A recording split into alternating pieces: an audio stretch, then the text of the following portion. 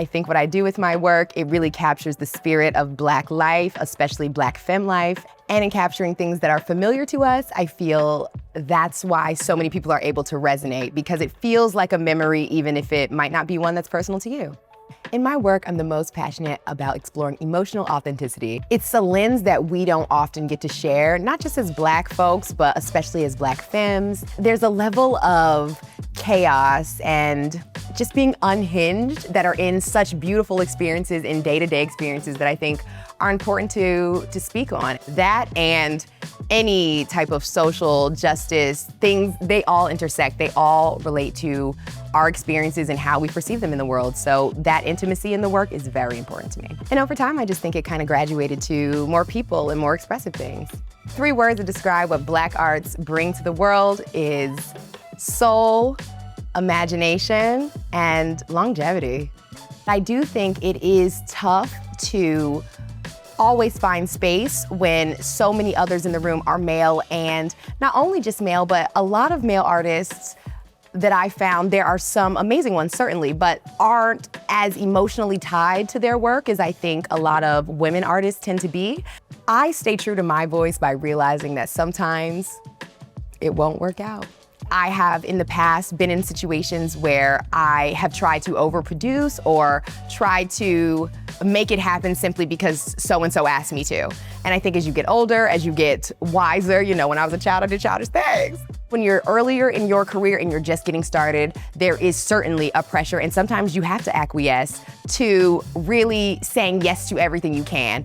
And I think if you have the stamina to do so, do it. By all means, that's how you get legs. But once you have started to establish what works and what doesn't in this trial and error lifestyle here, some things you have to let go. You have to have faith that what you are doing for a reason, and that what wants you want it too.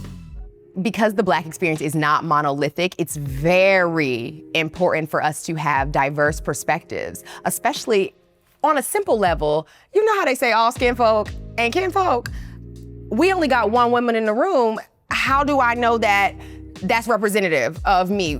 We have to open ourselves up to other perspectives, because what that really opens us up to is greater wisdom and greater knowledge. The possibility of Black knowledge, Black wisdoms, Black intentionality, it is powerful, but it requires a level of emotional intelligence, a level of intuitiveness that I think is very specific to the Black woman. Keeping Black women centered in the art world as creatives, curators, and all the things in between, you've got to network across. I think it's so important to, oh, my friend does art. Oh, my friend is a curator. Oh, let me connect you and so-and-so.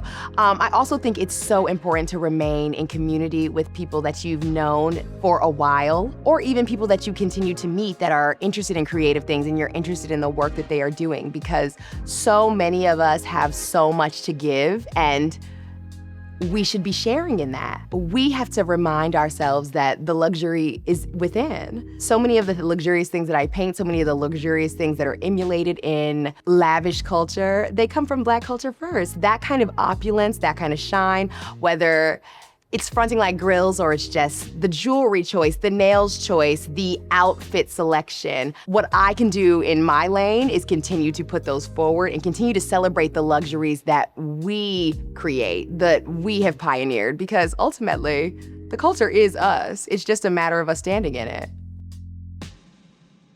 When it comes to my process, something that I'm not sure if a lot of people know, but it really starts with writing. I'm really big on clarifying the story that I'm trying to tell. Someone earlier also asked me, how long does it take to complete a painting? The painting itself, that's nothing.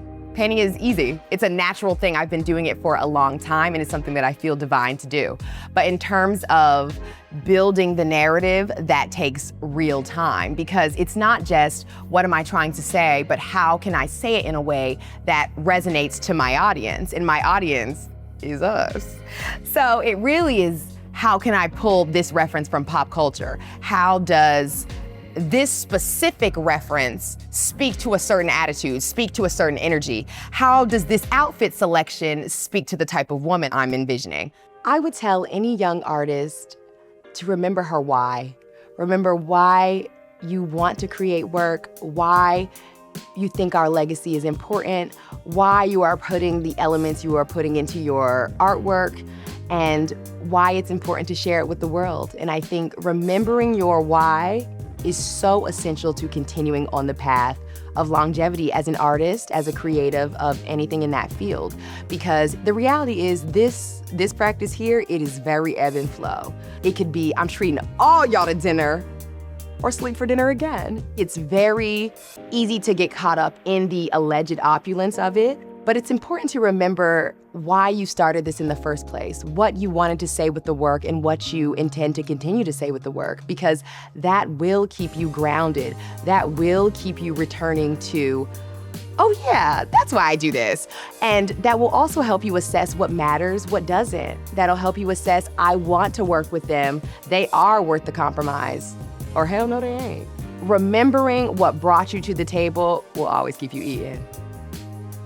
When it comes to ownership of my work, something that I constantly have to remind myself is that no one can do what I can do. And that's period. That's something I would tell any other artist. You have to remember that, and that will keep you grounded. On a more specific scale, I think it's very important to read your contracts, retain as many rights as you can, and make an identity for yourself. It's very easy to be in a world of arts and media and you're going with whatever opportunity is given to you, and as you should if it feels right. But I think it's also very important to take control of your own creative identity, decide what you would like to share with the world, what paintings, what artworks, what media comes first in your own professional identity. When you create something that is a piece of artwork, whether it's a painting, a film, a campaign, it will outlive you. So understanding how your name is tied to it and how it will be represented in the future is incredibly important. My name is Jewel Hamm. I'm that bitch. I'm a visual artist that works with people, works with places and things that feel familiar to us.